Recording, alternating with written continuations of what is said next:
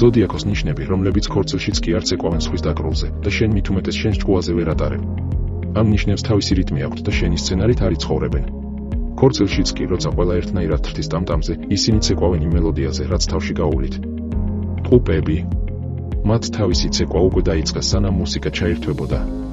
შენ თუ ფიქრობ, რომ ტყუპს მოატრიალებ, მერე შენ დაგატრიალებს ისე, ვერც გაიგებ, ბოლოს ვინ მართავდა ვის. მათთვის ცხოვრება სპექტაკლია, მაგრამ რეჟისორები მხოლოდ თვითონ არიან.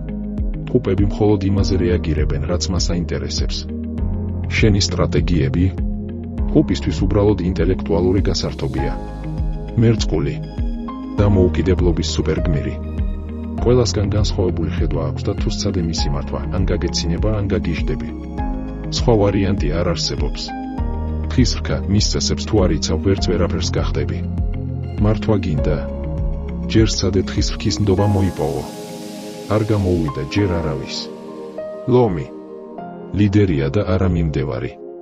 სცენაზე დგას და თუ ცეკვავს, მის გარშემო უნდა იტრიალოს ყველამ. ლომს არ მართავენ, ლომს ეთაყვანებიან. ვერძი. იმპულსური, ძლიერი და ჯიუტი. თუ შენ თქვი დავიწყოთ ასე, ის ავტომატურად იტყვის არა, ჯერ ეს მინდა. მიზეზის გარეშე. უბრალოდ იმიტომ, რომ ვერძია.